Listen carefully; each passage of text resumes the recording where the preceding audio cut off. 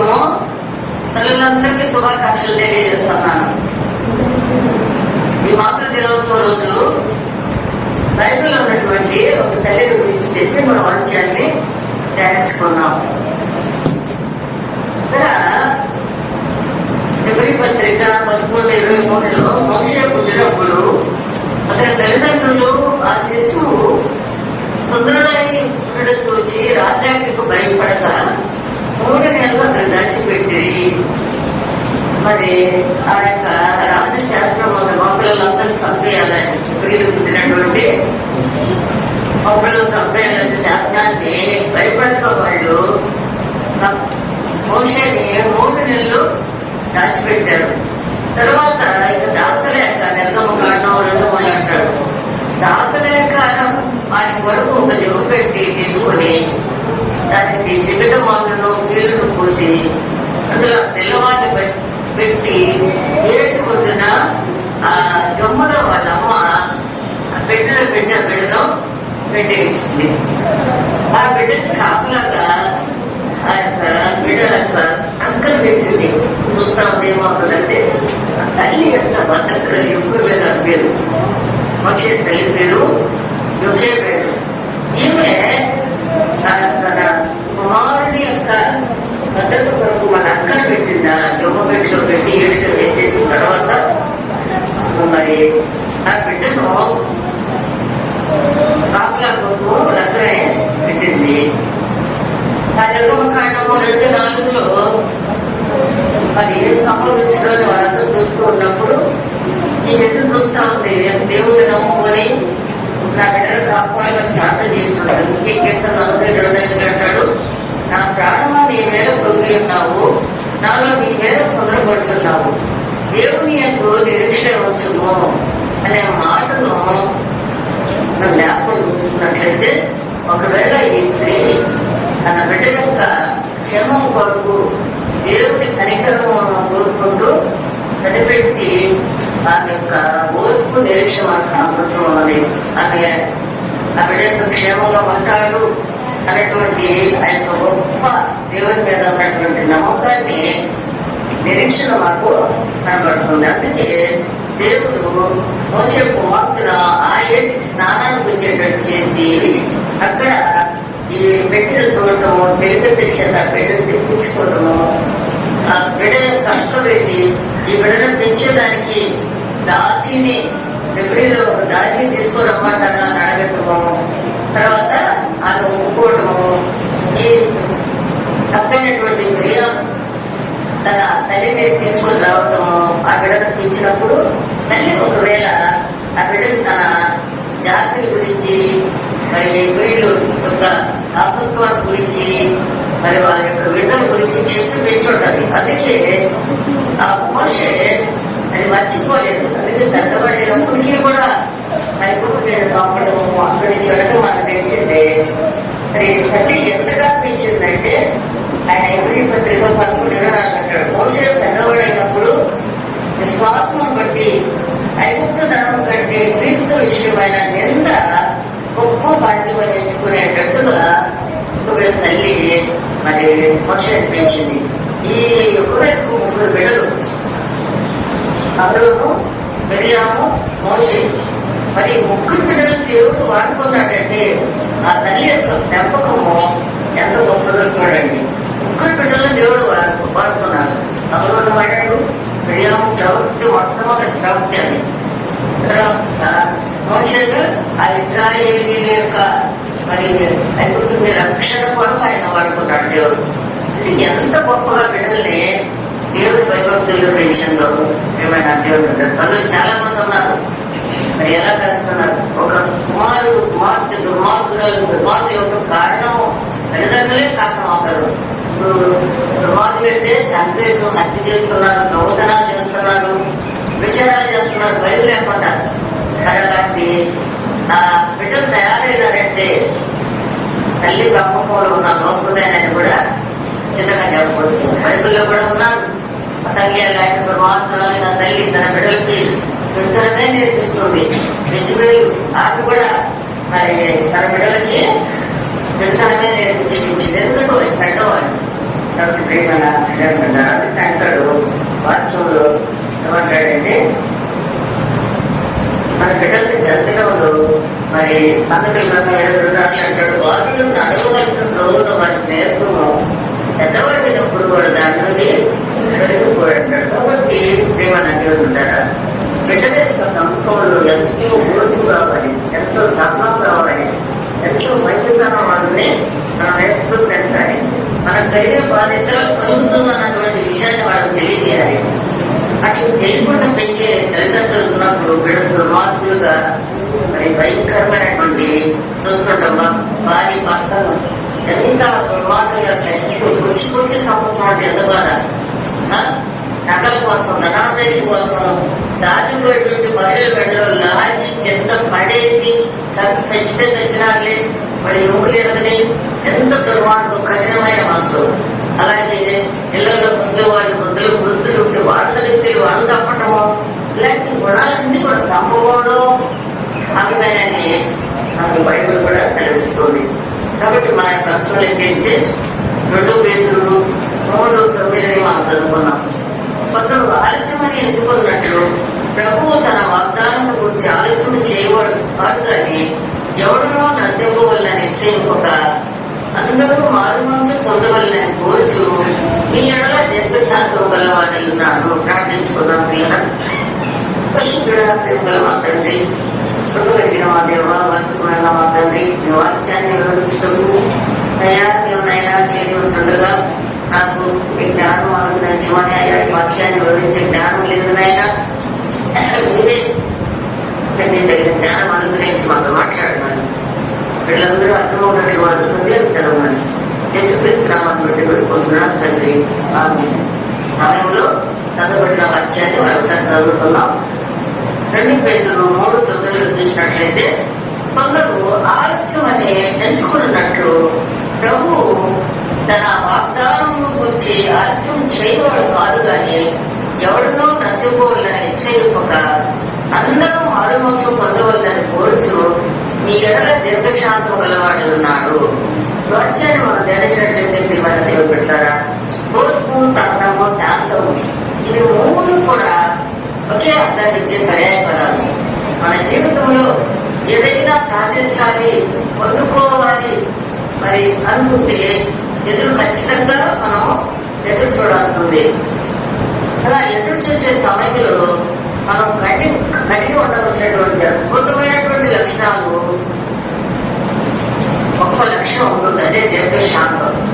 మొదటిగా మనలో ప్రేమ, సంతోషము, సమాధానము అనే 3 లక్షణాలు మనకు ఉన్నట్లయితే మన చుట్టూ ఎటువంటి పరిస్థితులు ఎదురైనప్పటికీ ప్రతి పరిస్థితుల్లోనూ దీర్ఘశాంతము మనము కలిగి ఉంటే ఖచ్చితంగా వాటిని మనము అనుసరించినటువంటి పరిస్థితులు మనము తీసుకురాగలం. దీర్ఘశాంతంతో మనం ఉన్నట్లయితే, పొద్దుతో ఉన్నట్లయితే, సహనంతో ఉన్నట్లయితే ఏ పరిస్థితుల్లోనైనా మనము మరి ప్రశాంతంగా జీవించగలుగుతాము అనేది ఇక్కడ దేవుడు మనకు కనపరుస్తున్న వాక్యాన్ని బట్టి ఉంటుంది. యేసుక్రీస్తు 2వ రాకడ ఆలస్యమవుతుందని కొందరు ఎగతాళి చేసినప్పుడు పేతురు గారు మాట్లాడుతూ దేవుడు ఆలస్యం చేయడు, ఎందుకంటే ఆయన వస్తాన సమయం ఆయన తెలుసు, కానీ ఎందుకు ఆయన ఆలస్యం చేస్తున్నాడంటే అప్పుడు అంటూ అందరూ అంతలో మారుమనసు పొందాలనేదే దేవుని యొక్క కోరిక అంటూ మరి దేవుని దృష్టిలో ఎంత వచ్చినాడు అంటాడు. 2 పేతులు 3:8 అంటాడు. ఆయన దినములు 1 సంవత్సరము 1 దినము లాగా అంటాడు. ప్రేమైన దేవుని వెళ్ళదా మరి ఆయన సమయం ఖచ్చితంగా ఉంటాడు, కానీ మనం సిద్ధపడాలనే ఉద్దేశంతోనే ఆయన దీర్ఘశాంతం కలిగి మన పట్ల అక్కడ ఆలస్యం చేస్తున్నాడు. ఈ దీర్ఘశాంతానికి మనుషులు కూడా కలిగి ఉండాలి. దీర్ఘశాంతం కలిగి ఉన్నట్లయితే ఎంతో మేలు జరుగుతాయని దేవుడు వాటిని చదివిస్తూ ఈ దీర్ఘశాంతానికి 3 శత్రువులు ఉన్నారట. ఒకరు కోపం, 2వ వాళ్ళు ఆవేశం, 3వది ఆగ్రహం. అంటే కోపాన్ని మించి ఆగ్రహం. ఇది ఎవరిలో ఉంటారో వారు శాంతిని, సమాధానాన్ని, నెమ్మదిని పోగొట్టుకుంటారు. ఎవరికైతే దీర్ఘశాంతానికి శత్రువు అయినటువంటి ఎంతమంది కోపం, ఆవేశం, ఆగ్రహం కలిగి ఉంటాయో వాళ్ళ యొక్క జీవితంలో శాంతి అనే మాట ఉండదు. తర్వాత సమాధానం కూడా ఉండదు, నెమ్మది కూడా లేకుండా అశాంతిగా వాళ్ళ యొక్క జీవితం గడిచిపోతుంది. వాళ్ళు ఎల్లప్పుడూ అశాంతితోనే జీవిస్తారు. ఈ యొక్క విషయాన్ని మనం చూసినట్లయితే అనేక మంది జీవితాల్లో ఈ దీర్ఘశాంతం అనే గుణం లేకపోవడం వల్లే తొందరపాటు నిర్ణయాలు తీసుకోవటము, ఓర్పు లేకపోవడం వల్లే తప్పుడు మార్గంలో ప్రయాణించటము, మరి కొంతమంది అయితే త్వరగా తప్పుడు నిర్ణయాలు తీసుకోవడము, తొందరపాటు నిర్ణయాలు తీసుకొని ఆత్మహత్యలు చేసుకోవడము, ఇవన్నీ కూడా సహనం అనేది, ఈ శాంతం అనేది లేకపోవడం వల్లనే జరుగుతున్నది కనుక ప్రియమైన పరిస్థితులు తలకిందులు కావచ్చు. మరి ఆర్థిక సమస్యలు మరి హఠాత్తుగా వచ్చి నేను ఉద్యోగం చేయొచ్చు. ఓర్పుతో, సహనంతో, దేవుని సహాయంతో ఎదుర్కోవాలి తప్ప మరి భార్య మీదనో, భర్త మీదో, పిల్లల మీదో కోపాన్ని, ఆవేశాన్ని ప్రదర్శించకూడదు. మరి ఆ పరిస్థితులు అలా ప్రదర్శించినట్లయితే సమస్య మరింత బలపడుతుంది కానీ తగ్గదన్నమాట.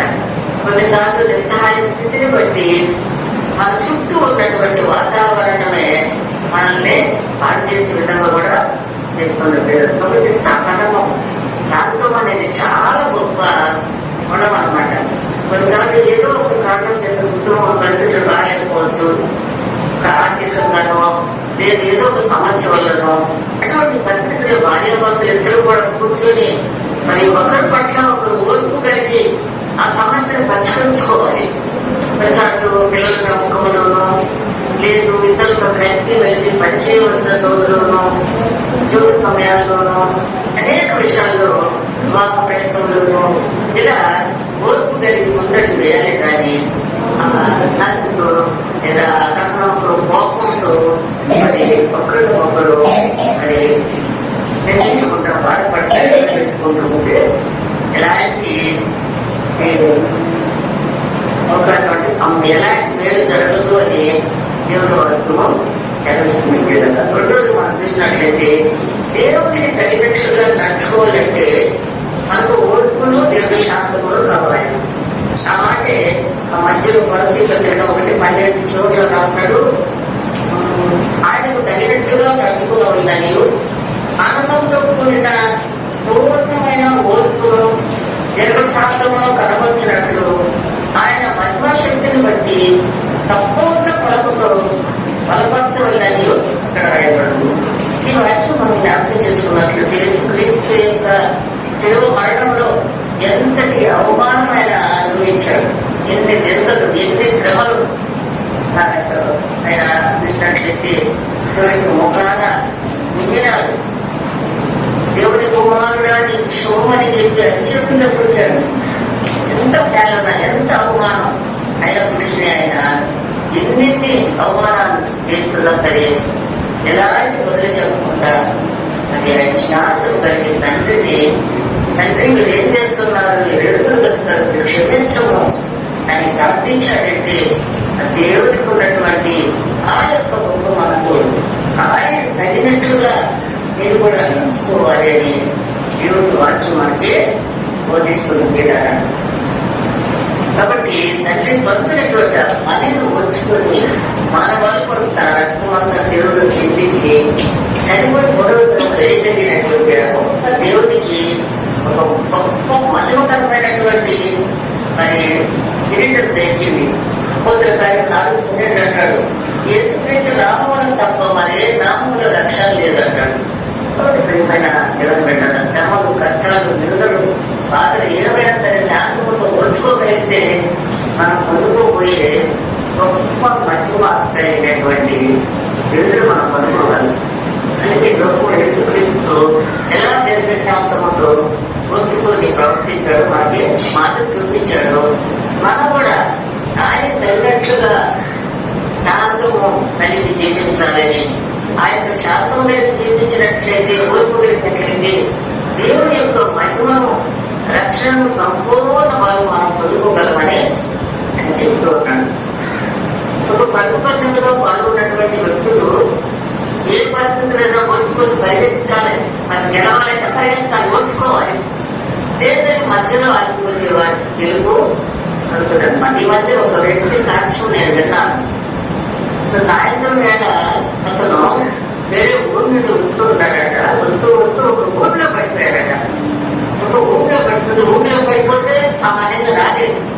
కానీ తొందరపడి కాళ్ళు చేతులు లాక్కోవడమో లేదా బలం ఉపయోగించడమో జరిగితే ఇంకా లోపలికి వెళ్ళిపోయి ప్రాణం పోయే అవకాశం ఉంటుంది.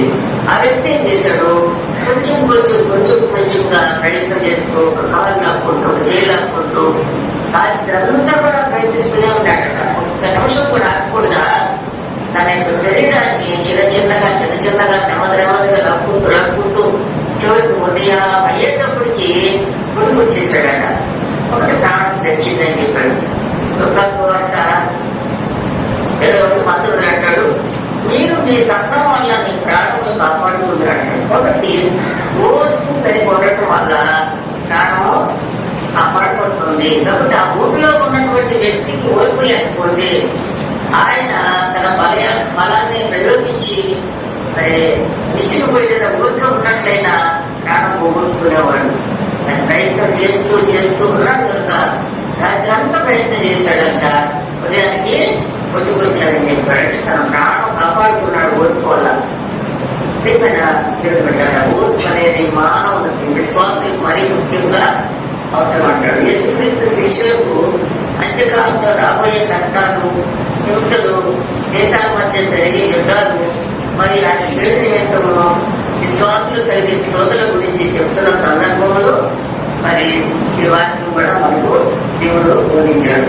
ఇక్కడ సహనం అంటే కేవలం వేసి ఉండటమే కాదు, కష్ట పరిస్థితుల్లో కూడా దేవుడి విశ్వాసాన్ని మనము మొదలకూడదు, స్థిరంగా ఉండాలని అర్థం పిల్లలు.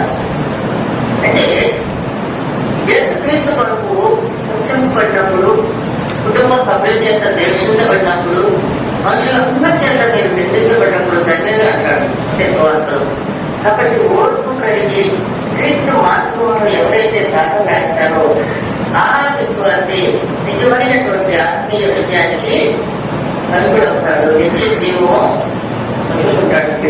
కాబట్టి మనం విశ్వాసంలో చెప్పుకుంటున్నాం, ఎవరి బిడ్డలో చెప్పుకుంటున్నాం, కోరుకున్నది. కనుక మన జీవితంలో ఎదుర్కొంటున్నటువంటి ప్రతి సమస్యకు పరిష్కారం ఉంటుంది. కొన్నిసార్లు పరిష్కారం వెంటనే రాకపోవచ్చు. ఖచ్చితంగా ఏదో ఒక సమయంలో దేవుడు మనకు ఆ సమస్యకు పరిష్కారం కలుగుతుంది. ఒత్తిడి కావచ్చు, తర్వాత సమస్యలు కూడా మనం వెళ్తున్నప్పుడు ఆదేశానికి, కోపానికి కొంతపాటు మరి కలిగినట్లయితే దానికి ఎలాంటి మరి పేరు మనకు జరగకపోగల ఇదే జరుగుతుందని దేవుని వాక్యం మనకి బయటపడుతుంది కదా. కాబట్టి మన యొక్క సహనం అనేది, శాంతం అనేది గొడవ ఇచ్చినప్పుడే తెలుస్తుంది అన్నమాట. అది కారణము 26-25 మనం చూసినట్లయితే 26 వచ్చాము, 20 వచ్చినము, 17 నుంచి 22 దాకా చూసినట్లయితే అక్కడ ఇస్తాకు కాపులకు, మందుల కంపెనీలకు మరి ఆ జనాలు కంపెనీలకు, జనాలు మనుషులకు కూడా వస్తుంది. ఎందుకంటే అబ్రహాము గమనించినటువంటి నేల బాధలను వ్యక్తులు కూర్చేశాడు. అంటే ఇక్కడ నీటి ఎద్దడి ఎక్కువగా ఉండటం వల్ల ఎంత చేసేసాడు, వాటిని మళ్ళీ ప్రవేశిస్తూ ఆ బాబులన్నింటినీ మళ్ళా తెలుసుకున్నప్పుడు మంచి జల ఊటలు ఉన్నాయట.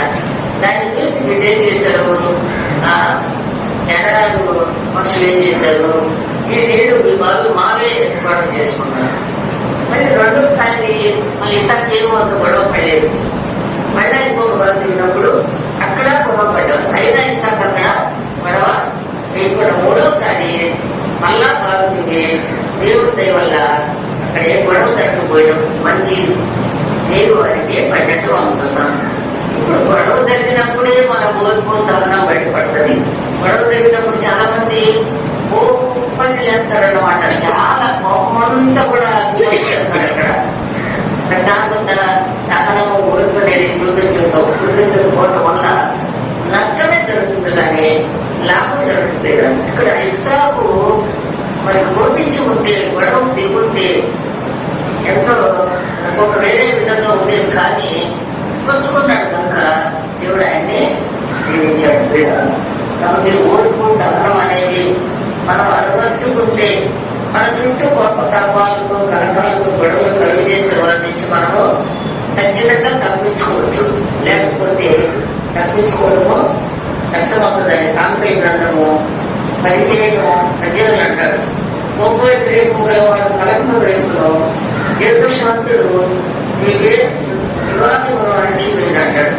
కాబట్టి కోపం గలవాడు కోపాన్ని రేపకాడంట. కోపం తిరుపం గలవాడు గొడవ రేపకాడు ఎంతో భయంకరమైనటువంటి అదే దాంట్లో గలవాడు ఎందుకంటే అణిచివేస్తాడు. కాబట్టి ప్రియమైన ఎవరు ఉండగా పట్టరాని కోపం గలవాడితో మరి మనము జ్ఞాపకం గలవాడనే ఉన్నాం. గొడవ అడిచేవాడు కాదు. అందుకే దేవుడు మాకే అంటాడు, సమాధాన పక్షవారు తల్లిదు మరి దేవుని సమాధానం అనబడతాడు. కాబట్టి కోపము రేపే దాని కంటే కూడా జ్ఞాపకం గలవాడు గొప్పవాడు అనమాట. ఏమన్నా దేవుడు ఉంటాడా? దేవుడి శాంతం వాగ్దానం స్వతంత్రించుకుంటుందని ఎవరి పత్రిక 36 మనం చూసినట్లయితే మీరు దేవుని చిత్తాన్ని నెరవేర్చే వారైతే వాగ్దానం కొందరు ఏదో మీకు ఊరికి అవసరమైన అంటాడు. కాబట్టి ప్రేమ దేవుడు విడగారా వాక్యాన్ని మనం చూసినట్లయితే ఎవరి పత్రిక 10:36 మీరు దేవుని చిత్తమును నెరవేర్చిన వారై వాగ్దానం పొందే నిమిత్తము మీకు ఓర్మి అవసరమై ఉన్నది. మీరు దేవుని చిత్తమును నెరవేర్చిన వారైతే వాగ్దానం పొందేందుకు మీకు ఓర్మి అవసరమై ఉన్నది అంటాడు. ఈ వాక్యం బైబిల్ అత్యంతమైనటువంటి ప్రోత్సాహకరమైనటువంటి ఆచరణాత్మకమైన వాగ్దానాలు ఒకటి. క్రైస్తవ జీవితంలో మరి సకలము ఓర్పు అనేది దేవుని యొక్క చిత్తానికి లోపడటం అనేది తెలియజేస్తుంది. వాగ్దానాలు పొందడానికి ముందు దేవుని చిత్తాన్ని మనము వెతకాలి. విశ్వాస జీవితంలో కష్టాలు నిందలు మరియు శ్రమలు వస్తాయి. వచ్చినప్పుడు అది వెంటనే కొన్నిసార్లు తగ్గకపోవచ్చు, కొన్నిసార్లు వెంటనే తగ్గవచ్చు. అయినా దేవుడు వాగ్దానం చేసినటువంటి దేవుడు నమ్మదగిన దేవుడు కనుక ఆయన చిత్తాన్ని నెరవేర్చే వారు అయితే మనము సహనం కలిగి వేచి ఉండాలి, ఎదురు చూడాలి. దేవుడు వాగ్దానాన్ని ఖచ్చితంగా నెరవేర్చే దేవుడు. కొన్నిసార్లు ఆలస్యం అవ్వచ్చు, కొన్నిసార్లు త్వరగా తగ్గవచ్చు. అంత మాత్రాన దేవుడు వాగ్దానం తప్పడనమాట. ఆయన వాగ్దానం ఇచ్చిన తర్వాత వాగ్దానం నెరవేర్చే దేవుడుగా మనకు ఉంటున్నాడు. నిరీక్షణతో ఎదురు చూడమంటాడు. ఎంతోమంది అనుగ్రహించాలని దేవుడు అబ్రహాంకు వాగ్దానం చేశాడు. సంవత్సరాలు గడిచిపోయిన వాగ్దానం నెరవేర్చాడు అబ్రహాం జీవితంలో. అయినప్పటికీ అబ్రహాము ఎదురు చూస్తూనే నిరీక్షణ కలిగి దేవుని పట్ల మరి నిరీక్షణ కలిగి ఉన్నాడు కనుక మరి ఆ ఫలితంగా గొప్పగా వాగ్దానపుత్రుడైనటువంటి ఇస్సాకునైన అనుగ్రహించాడు. దేవుని వాగ్దానము ఎప్పుడు తగ్గిపోదు. దాన్ని మనం నిరీక్షణే తగ్గిపోయి దేవుడి వాటిని మనము తెచ్చుకుంటాం. మరి చాలా వాగ్దానాన్ని నమ్ముకుని ఉన్నట్లయితే ఆదరు అబ్రహాం జీవితంలోకి వచ్చి ఉంటాము. ఆ జీవితంలో మరి గొడవలు కూడా వచ్చి ఉండవు. అలాగే దావీదు దేవుడు సింహాసనాన్ని అభిషేకించాడు, కానీ రాజుగా సింహాసనానికి దక్కలేదు, అనుభవించలేదు. ఎందుకంటే సౌలు రాజు ఆ సింహాసనాన్ని విడిచిపెట్టలేదు. పైగా దేవుడిచే అభిషేకించబడిన దావీదును చంపాలనుకుని ఎన్నో సంవత్సరాలు గడుస్తున్నప్పటికీ మరి సింహాసనం దావీదుకి దక్కలేదు. అయినప్పటికీ దావీదు ఓపికతో ఎదురు చూశాడు కనుక దేవుడు ఆ సింహాసనాన్ని దేవుడికి ఇచ్చాడు. కనుక ఏమైనా దేవుడు పెట్టారా? ఉద్యోగమైన, వివాహమైన, గర్భఫలమైన, సొంత ఇద్దరైనా ఏదైనా సరే దేవుడు వాగ్దానం చేసి ఉన్నట్లయితే ఖచ్చితంగా ఆ వాగ్దానం ఆయన నెరవేర్చుతాడు. కాకపోతే మనము నిరీక్షణతో శాంతంతో ఎదురు చూసేవారుగా ఉండాలి.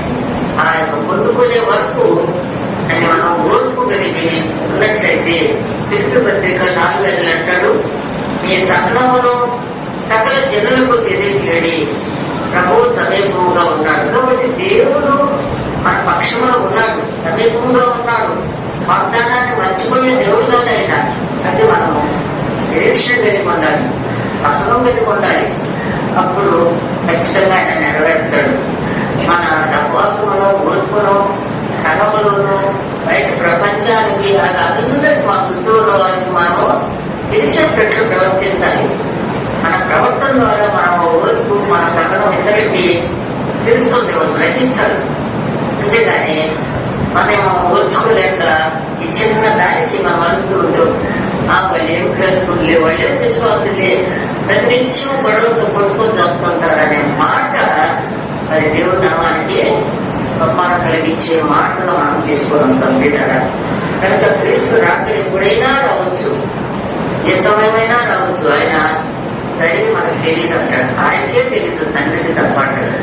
కనుక ప్రియమైనటువంటి దేవుడు బిడ్డరా, మనం సహనంతో దేవుడి బిడ్డలను ఎదుర్కోవడాలి. కానీ దేశాలు, అసూయలు, పట్లాట్లు ఇవన్నీ కూడా మరి క్రైస్తవులకు తగదు.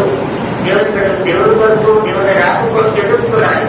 మొదటి రాకు ఎంత నిజమో రెండో రాక ఖచ్చితంగా వస్తుంది. ఎంతబడే వరకు మనం ఉండాలంటే ఇవన్నిటిని కూడా మనం ఈ అసహనాన్ని, మరి కోపాన్ని, ఆగ్రహాన్ని మాని దేవుడి రాక కొరకు మనము ఎదురు చూడవలసిన వాళ్ళు పెడుతున్నాం. దేవుడి రాక సమీపంలో మొదలే అంటాడు. అన్ని విషయాల్లో కూడా మనకు ఈ సహనం అనేది అవసరం అని ప్రతినిత్యం దేవుని మనకు బోధిస్తూనే ఉంది. అనేక మంది బోధకుల ద్వారా వింటూనే ఉంటాము. కానీ ఆ యొక్క సహనం అనేది కోల్పోవడం అనేది మన నైజంగా మనము చెప్తాం తినారా. కాబట్టి కొన్నిసార్లు ఒక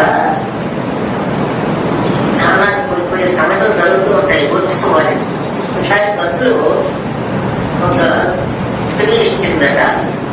ఒక వ్యక్తి పట్టుకుని కూర్చున్నప్పుడు ఆ బ్యాగ్తో మాటికి ఆయనే తల్లిదండ్రులు పోతున్న వ్యక్తిగా, కానీ అతనే పలకగా లేదట. రోజు ఆమె అత్రి ఆయన అడిగిందంట, ఏమయ్యా నేను దేవుని బ్యాగ్తో కొడుతూనే ఉన్నాను, తగిలిస్తూనే ఉన్నాను, గట్టిగా తగ్గుతూనే ఉంది, కానీ ఏం మాట్లాడకూడదు, గమ్మునున్నాడే, మౌనంగా ఉన్నాడే, కాబట్టి ఏం చేయగలిగిందట. ఆయన అన్నాడట, మా మీరు నెక్స్ట్ స్టేజ్ లో నేను దిగి వెళ్తాను, ఈ చిన్న యొక్క దానికి, ఈ చిన్న విషయానికి ఎందుకు మా గొడవ, ఈ చిన్న విషయం మా జీవితం చిన్నది అన్నట్టు చెప్పాడు. అది అదిరిపోయిందంట. నిజమే కదా, జీవితం చాలా చిన్నది. చిన్న విషయాలకి ఎక్కువ పడుతుంది, చిన్న విషయాలకి గొడవ తిరుగుతుంది. మన జీవితం, మన ఊపిరి ఏర్పడింది అంతలో కనపడి అంతలో అయిపోయింది. ఈ రోజున మంచి ఒక క్షణం ఉంటాడో లేదో తెలియదు, మన ఊపిరి ఏర్పడి ఆవిరి పడింది. కనుక స్టేషన్ లో నేను దిగిపోతానమ్మా. ఈ ప్రయాణం చాలా చిన్నదంటే మన ప్రయాణం కూడా బస్సు లాంటిదే, బస్సు ప్రయాణం లాంటిదే. ఎప్పుడు మన సమయం వస్తుందో అప్పుడు మనం ఈ రూపంలో ఈ ప్రయాణం ముగించవలసిన అంటున్నాము. దీని వరకు మనము ఎందుకు గొప్పపడాలి, ఎందుకు మన ఆగ్రహం చూపాలి? కాబట్టి ఆ స్త్రీకి ఆ వ్యక్తి యొక్క మాటలు కనువిప్పు కలిగించే అంటాడు.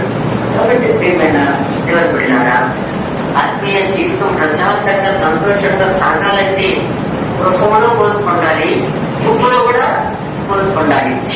ఒకటి సమయంలో 1:8 మనం తీసినట్లయితే కన్నా కన్నా కనపడతారు. మరి ఎదురు భార్యాభర్తలు చాలా కాలము ఎదురు చూశారు పిల్లల కోసం. అక్కడ 1 సమయంలో 1:8 అంటాడు, అక్కడ వినబెట్టి లెక్కనా అన్నా నీకు ఏడుచున్నావు, నీవు భోజనము మానుట ఎలా, నీకు మనోవిచారం ఎందుకు కలిగినది, 10 మంది కుమారుల కంటే నేను నీకు విశేషమైన పడను కాదా అని ఆమె చెప్పుతూ వచ్చాడట. ఎందుకంటే ఆ చాలా కాలం తర్వాత ఒకటి పైకి మనం చూసినట్లయితే అన్న ఇంకా భార్య భర్తలు వివాహమై చాలా కాలం తర్వాత పిల్లలు కూడా పుట్టలేదు, చాలా కాలమైన పిల్లలు పుట్టలేదు. అంటే వీరి మధ్యలోకి ఈ పిల్లల కొరకు ఇంకో నాకు వచ్చింది పెళ్ళ. ఆమె పిల్లలు పుట్టే లోపల ఆమె దృష్టికి అన్న కులం అయిపోయింది. అందువల్ల ఆమె దుఃఖం కలిగి ప్రతి దినము మరి ఆమె భోజనం ఏడుస్తూ ఉన్నప్పుడు తన భర్త ప్రతి దినము ఓదార్చినట్లు మనకు తెలుస్తుంది. నేను 10 మంది పిల్లల కంటే నీకు ఎక్కువ కదా, మరి నేనున్నాను కదా. ఎంత ఓర్పు కలిగిన భర్తలు కుటుంబంలో ఉంటే ఆ కుటుంబంలో గొడవలు జరగవు కదా. ప్రేమైన దేవుడు పిల్లల చివరికి అన్నాకి పిల్లలు పుట్టడము, కుమారుడు మరి మొదటి కుమారుడు సమయాన్ని బాగా విడవగానే దేవుడికి ప్రతిష్ఠించిన తల్లి తన గొప్ప ప్రవక్త అయిన సమయం ప్రవక్త. కాబట్టి ఏమైనటువంటి దేవుడు పిల్లల వివాహమైనప్పటికీ మరి కుటుంబంలో గొడవ వచ్చినప్పటికీ ఆ ఇంటిలో సమాధానం లేకుండా ఉంటే, ఆ ఇంటిలో ఓర్పు లేకుండా ఉంటే, ఆ ఇంటిలో పనులు ప్రకటిస్తూ మన పిల్లలు ఎలా జరుగుతున్నారో ఒకసారి మనము జ్ఞాపకం చేసుకోవాలి. పిల్లలు పుట్టిన భర్త ఎన్నో వడ్రాలు అనే ఎన్ని కుటుంబాలు తన ఆయన భర్తలు వాళ్ళు ఉన్నారు. ఇలాంటి పరిస్థితులు మరి అక్కడ లాంటి భర్తలు మరి ఉన్నట్లయితే ఆ కుటుంబంలో అదే గుంపులో మనం చూసినట్లయితే గుంపులో కూడా మనం ఉంచుకోవాలి. ఒక్కొక్కసారి గుంపులో కూడా మనకు అవమానం జరుగుతూ ఉండొచ్చు. కొన్నిసార్లు కొందరు మనల్ని అవమానించవచ్చు. ఒకటి సమయంలో మొక్కలేసి ఉపయోగించే చూస్తే ఒకనొక సమయంలో దావీదు మరియు దావీదుతో పాటు ఉన్న వాళ్ళందరూ యుద్ధానికి వెళ్ళారు. యుద్ధానికి వెళ్ళిన తర్వాత ఆ ప్రాంతాన్ని జయించి వచ్చేసరికి శత్రువులు ఏం చేశారు, మరి వాళ్ళ భార్య పిల్లల్ని ఆస్తిని తక్కువ తెలిపినాము. ఇక్కడ ఈ శత్రువులు చేసిన పనికి దావీదే కారణం అని వాడు ఏడుస్తూ దావీదు మీద మరి రాళ్ళు కొద్ది చంపేయాలా, ఇతడు లేకుండా చేయాలి దావీదుని. మరి రాళ్ళు ఎవరో ప్రజేటటువంటి రాళ్ళు తీసుకున్నారు సాగుతుందానికి దావీదుని. అందరూ దాని మీద వస్తుండగా దావీదు నిస్సాయికి చేరిపోయాడు. అందువల్ల ఇలాగా నా మాట వినండి, నేను కూడా మీ స్థితిలో ఉన్నాను కదా, నా భార్య బిడ్డలు నా ఆస్తి కూడా మరి శత్రువులు పట్టుకుని వెళ్ళారు కదా. కాబట్టి మన బాధలు తెలుసులగిన దేవుడు ఒకడున్నాడు. మనం సహనం కలిగి దేవుడిని ప్రార్థిస్తాము. ఫలితంగా మన భార్య బిడ్డ మనం తెలుసుకోగలము. మనం మళ్ళా దేవుడు మనకు మార్గం చూపుతాడని ఆ గుంపులో దాన్ని సమాధానం పట్టాడు కనుక ప్రియమైన దేవుడు బిడ్డలన సమాధానం పడింది. వాళ్ళ యొక్క భార్య బిడ్డల ఆస్తి మళ్ళా వాళ్ళకి తెచ్చుకోగలిగిన ఇద్దరు దేవుడు అనుగ్రహించాడు. అదే 2 సమయంలో 14 మనం చూసినట్లయితే అయినా దావీదు మొదలు దాకా వచ్చినప్పుడు సౌలు కుటుంబకుడు ఎరా కుమారుడైన షిమి అన్నప్పుడు అతడు ఉండి బయలుదేరి వచ్చాను. అతడు వెంట నడుచుతూ దావీదును శంకించుతూ జనులందరూ పరాజీలందరూ దావీదును ఇరుపార్చుల మరి ఉండగా రాత్రి దావీదును అతని సేవకులందరి నాటు వేస్తూ 16:7 వచ్చారు. మనం చూసినట్టయితే పిల్లరా ఈ షిమి దావీదుని ఏమని పిలిచించాడంటే, ఈ షిమి నరహంతకుడా, దుర్మార్గుడా, చీపో ఏవేళ వలనని నీవు వెళ్ళగొట్టిన సౌలు ఇంటి వారి హత్యను యెహోవా నీ మీదికి రప్పించి యెహోవా నీ కుమారుడైన అబ్షాలోము చేతికి రాజ్యమును అప్పగించి ఉన్నాడు. నీవు నరహంతకుడు కనుకనే నీ మోసంలో నీవు చిక్కుబడి ఉన్నావని చెప్పి రాజును శపింపగా చెప్పిస్తున్నాడు. ఏమని నీవు నరహంతకుడివి, దుర్మార్గుడా, చిత్రించుకుంటున్నాడు. నీవు రాజ్యము ఎలవలేదు కదా, గౌరవించి రక్తాన్ని హత్య చేశావు, నీవు హంతకుడు కనుక దేవుడు ఈ కుమారుడైన అంశాలకి ఈ రాజ్యం అప్పగిస్తాడు. నీవు నరహంతకుడివి, నీవు మోసంలో నువ్వు చిక్కుబడి ఉన్నావు అని రాజుని శిక్షిస్తున్నాడు. ఆ సమయంలో 2 సమయాలు 16 అంటాడు, దేవుడి కుమారుడైనటువంటి అభిషేక్ తక్షణ ఈ కుక్క ఆ ఏడిన వాళ్ళను రాజు నేను శత్రుపనేలా నీ చిత్రం అయితే నేను వారిని చేరబోయి వారి తల ఛేదించి వచ్చేదను అన్నాడు. అది 30వ వచనం చదువునైనా. అందుకు రాజు, సెరూయా కుమారులారా, మీకును నాకును ఏమి పొత్తు? వారిని శపింపనీయుడు, దావీదును శపింప నిలుపుమని యెహోవా వారికి సెలవీయగా, నీవు ఇలాగ ఎందుకు చెప్పుచున్నావని ఆక్షేపణ చేయగలవాడు ఎవడని చెప్పి అభిషేకంను తన సేవకులందరితోనూ పలికినదేమనగా, నా కడుపులో పుట్టిన నా కుమారుడే నా ప్రాణం తీయచూచుచుండగా ఈ బెన్యామీనీయుడు ఈ ప్రకారం చేయుట ఏమి ఆశ్చర్యము. వారి జోలికి మానుడి, యెహోవా వారికి సెలవిచ్చి ఉన్నాడు కనుక వారిని శపింపనీయుడి.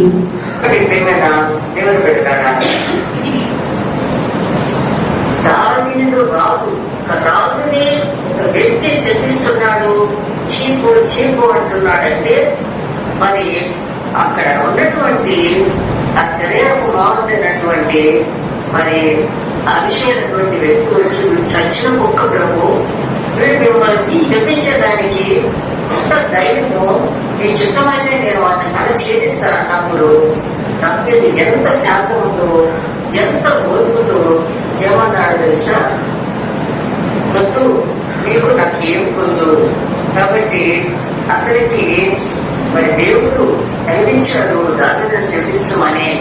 కాబట్టి ఎందుకు నేను నాకు మరి చేస్తున్నా సిద్ధించనియండి అని దానికు సిద్ధించమని ఆ వ్యక్తిని అది ఒక్క మాట కూడా అనలేదు మీద, అంటే ఉంచుకున్నాడు.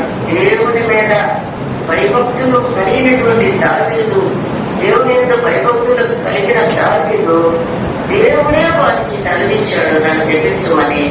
మీరెందుకు వారిని నా గర్భను పుట్టినటువంటి నా కుమారుడే నా ప్రాణం తీయాలని చూస్తుండగా విజ్ఞానమైనటువంటి ఈ వ్యక్తి నన్ను ఈ విధంగా శపించటము మరి ఆశ్చర్యపోవాల్సినటువంటి విషయం కాదు కదా.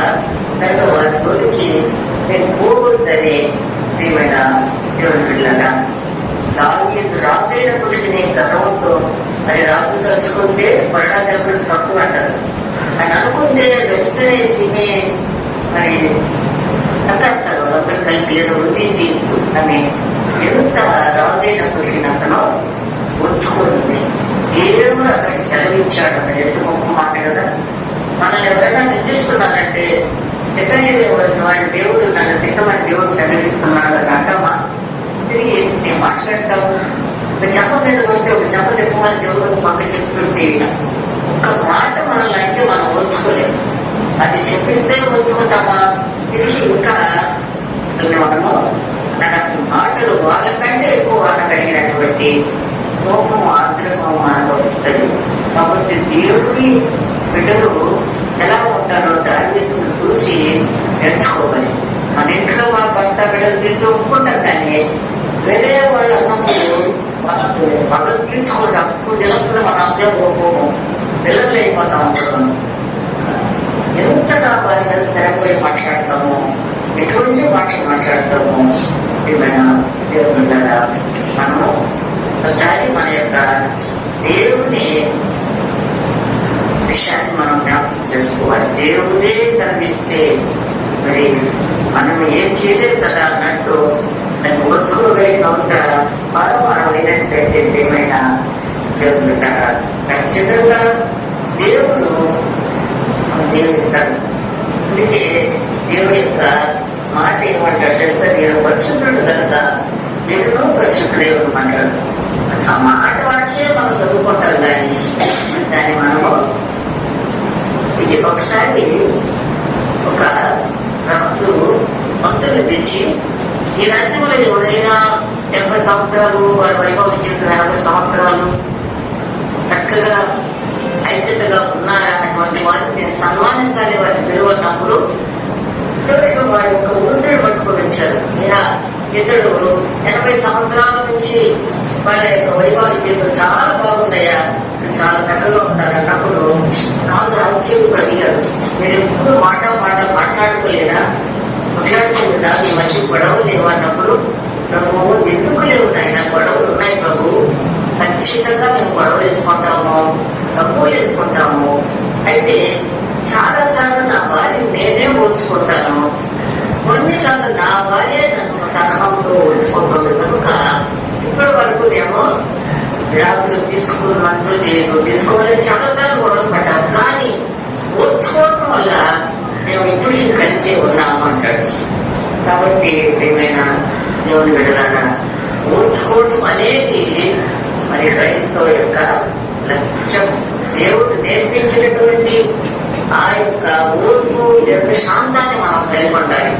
ఎందుకంటే మన దేవుడు యొక్క శాంతుడైన శాంతుడు కనుక మనల్ని ఎప్పటికీ మరి ఇంత పాపాలు చేస్తున్నప్పుడు మనం ఓర్చుకుంటున్నాడు, క్షమించమని దేవుడిని అడుగుతున్నాడు.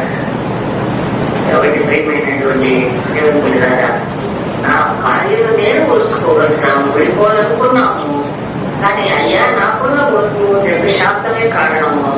అలాగే నా భార్యకున్నటువంటి ఓర్పు కూడా నన్ను ఓర్చుకుంటుందంటే దానికి ఆమె యొక్క సంలో కూడా కారణమయ్యా అన్నాడు. వాళ్ళని సన్మానించాడు ఆ రాజు.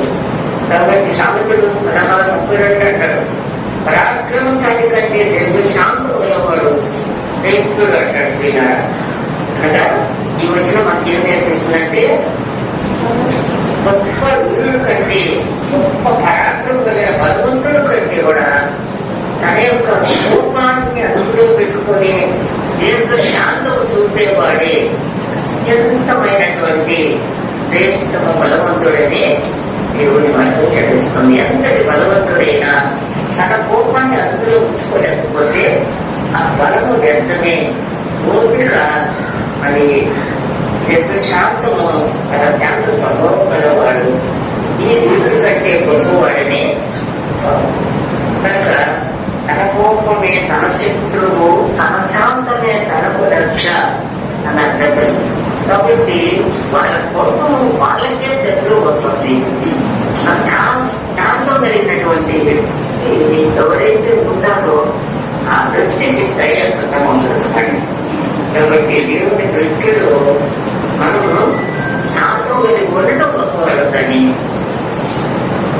మరి వీరు మనం కలిగి వస్తాం కాదు అని ఈ వచ్చి మనకు తెలియస్తుంది. కనుక మొత్తానికి శాంతము, సహనము, ఓర్పు అనేది విశ్వాసులకి ఖచ్చితంగా కలిగి ఉండాలి, నిరీక్షణ కలిగి ఉండాలి. అంతేగాని ఆదేశము, కోపము, దేశము, మత ఇవన్నీ కూడా క్రైస్తవులకి ఉండకూడదు అనే ఓర్పు వల్ల, సహనం వల్ల మనకి ఎన్నో దేవుడు పొందుకోగలమని దేవుని యొక్క అర్థము ఏమైనా ఏం చెప్పుకుంటే గొప్ప వల్ల సాధించలేనిది గొప్ప వల్ల మనం సాధించగలుగుతాం. కాబట్టి శాంతి కూడా శాంతం గొప్పవాడు అని, శ్రేష్ఠుడు అని మనము తెలుసుకొని అలాగే దేవుని యొక్క దృష్టిలో కూడా మనం శ్రేష్ఠులుగా ఉండాలి. దేవుని చేత కూడా మనం సన్మానం పొందాలంటే ఈ లోకంలో మన యొక్క జీవితము ఓర్పు, సహనము, దేవుడి శాంతం కలిగి జీవించినట్లయితే దేవుని చేత కూడా మనము ఎవరికని అనిపించుకోగలిగిన వారంగా ఉండమని ఈ వాక్యం ద్వారా మనం దేవుడు తెలుసుకోవడానికి మనకు నేర్పిస్తున్నారు. కాబట్టి శాంతము, ఓర్పు, సహనం అనేది మన యొక్క జీవితాల్లో సన్మానించబడేటువంటి గొప్ప విషయాలు అని నేర్చుకొని వాటి ప్రకారం దేవుడు మనల్ని జీవించడం సహాయం చేయడం కాక